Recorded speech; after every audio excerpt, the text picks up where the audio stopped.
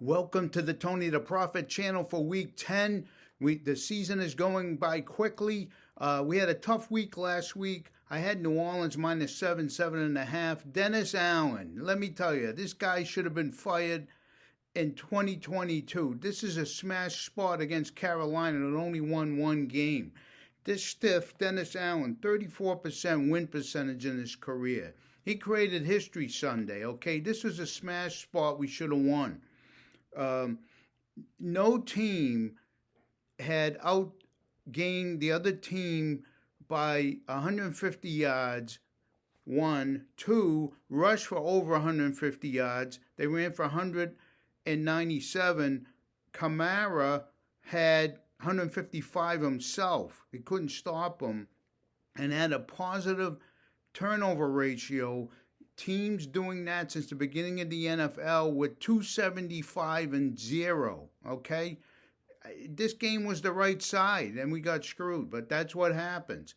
Now it's 275-1. I had Washington. That was an easy win against the Giants, and I had taken Buffalo. All the evidence pointed towards Buffalo, and with Tua back, they just didn't perform. That's why I'm not making it a pick, but I would probably take Indy plus to 4. Buffalo win by a field goal again. So, anyways, we have good picks this week, so we move on. First one, San Francisco -6.5. Okay, McCaffrey's back. Debo's healthy. Jennings is back. Pearsall's there. San Francisco struggles in the red zone a little bit. So, McCaffrey, that's all taken care of. That goes away. Okay, Tampa Bay, a horrible defense. They're catching them playing overtime on Monday night, and now San Francisco comes off the bye, so they have a big advantage there. Tampa Bay gives up 255 yards a game passing. Guess what? Frisco gets 254 yards a game passing. It's they're 30th in the NFL. Tampa Bay also gives up 132 yards a game rushing. Well, Frisco gets 159. So Tampa Bay 2-3 against the spread at home. They actually play better on the road. They're 3-1 against the spread on the road. Debo is great against the zone. So we got a zone team here. He should do well. He's back and healthy. This game should be like San Francisco 31-10 before Tampa Bay late in the game gets some garbage time and they wake up. Baker's doing a great job. You know, he almost beat Kansas City. They lost the toss. And he's down his top 3 receivers. Kate Otten just keeps going. I picked him up in 3 of my leagues. 55 fantasy points the last 3 weeks. Tremendous guy. So they're fighting with the one hand behind their back, but Frisco, too much, everything coming. This is where they make their move for the season. They finally get McCaffrey back after not having him for 9 weeks, and they're a whole different team. A good spot for Purdy. San Francisco 34-24. Like I said, at some point it's going to be like 31-10 before they call the dogs off. Week 2, game 2, I mean. Detroit -3.5. Big difference in this game if Collins plays.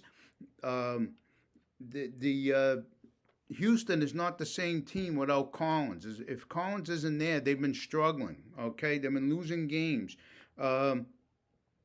Houston, what can Detroit do? Even though they lost Hutchinson, they picked up Zadarius Smith. They'll roll him in there. They get a great pass rush. Stroud has been sacked 30 times, 3.3 times a game, creating turnovers. And without Collins, they've been losing. Okay, so this should be an easy spot for Detroit. I think even if Collins plays, it'll take them a while to get back. And they can run the ball. And Houston, Detroit just controlled this game on Montgomery and Gibbs, and Houston's given up some run yards in the past, and so Detroit's great versus the rush. So I could see Montgomery and Gibbs scoring, and Mixon, who's been tremendous. I think he'll still get his, but expect a subdued game for him. Maybe he scores. He's been getting a touchdown a week. Um, but so uh, Dan Campbell's like 44-17 against the spread. Detroit 7-1 against the spread this year. Houston 3-5-1. They're 1-2-1 at home against the spread. They just been struggling with the injuries. They lost Diggs. They lost Collins. They're a whole different team. And now Collins may come back, but Detroit easy game. You saw what they did to Green Bay last week. Didn't matter if they played outside. This isn't a dome where Goff is more comfortable. Detroit 28-19 or something in that area. And the last game, I'm taking Pittsburgh. I'm taking Pittsburgh +3. Tomlin is a tremendous cover coach as an underdog. He's 44-40 straight up as a dog in his career. He's covered like 75% of those underdog games. Okay, he's a better underdog at home, but we'll take him on the road this week. Tomlin, 26-6 against rookie quarterbacks.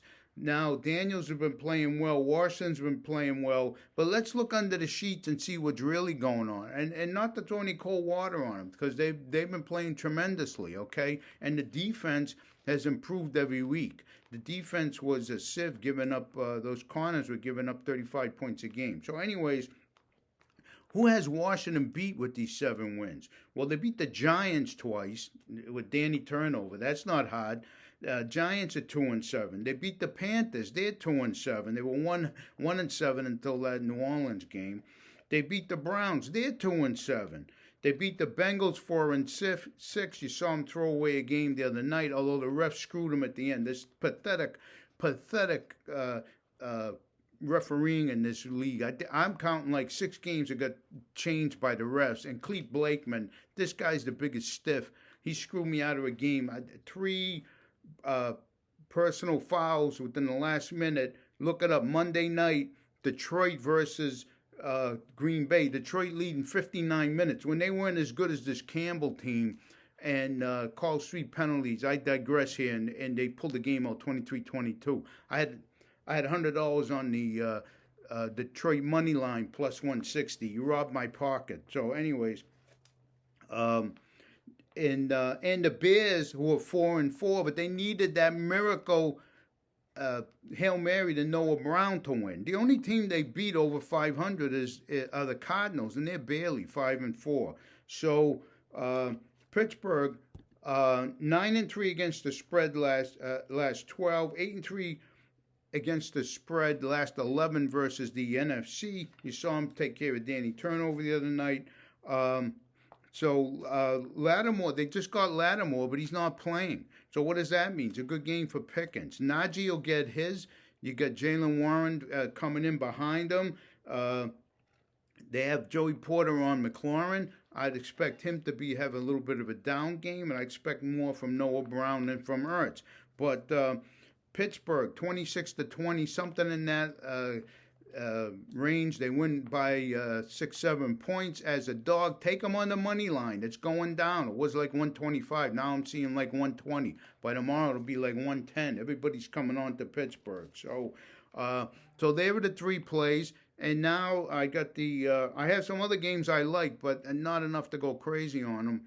And we got the MC Hammer plays. You can't touch this. Games I wouldn't touch this week. As much as I'm tempted with the Giants, they finally have a game that they can win. And this will probably be the only game that they can win. They're favored 6.5. The line was like 4.5. It's gone up. But at 6.5 against Carolina in the Germany Bowl. What a terrible product to export to Europe. Oh, my God. But anyways, if they can't win this game, everybody should be fired and Maris should sell. Expect a big game from Tyron Tracy. He scores over yards, and Neighbors over yards. He'll probably get a touchdown. But, it's low scoring, 24-20, something like that. Neither of these teams are great. And then the Jets -2 at Arizona. Arizona's been winning and covering at home. I don't know if I take them.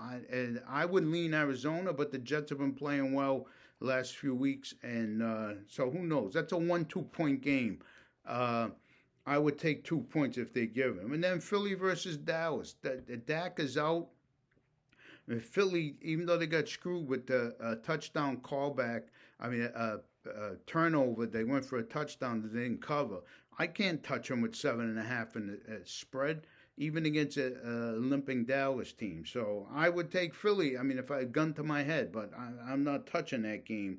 And then Chargers 7.5 at Tennessee. Buy it down to 7. I think you're more comfortable with 7.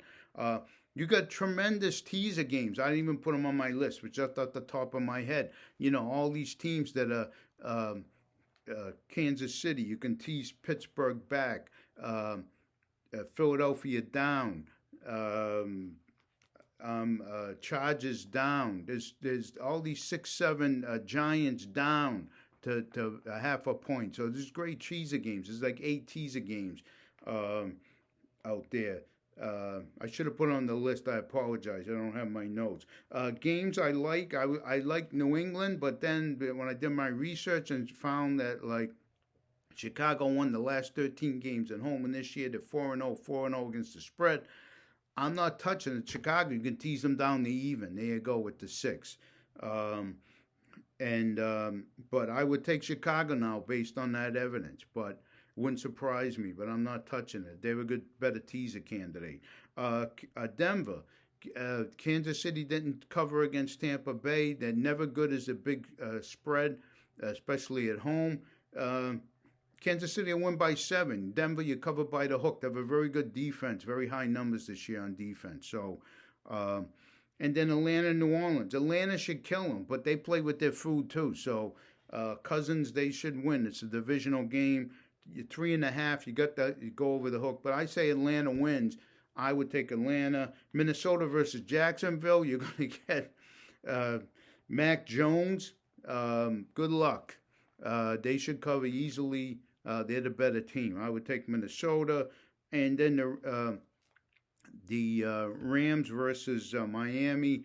Close game. Too close to call. I favor the Rams, but who knows. But and then the Chargers. Tremendous defense. I mentioned them before. Number 1 defense, number 1 scoring defense, so they should handle it. So those are the plays. The other ones are good.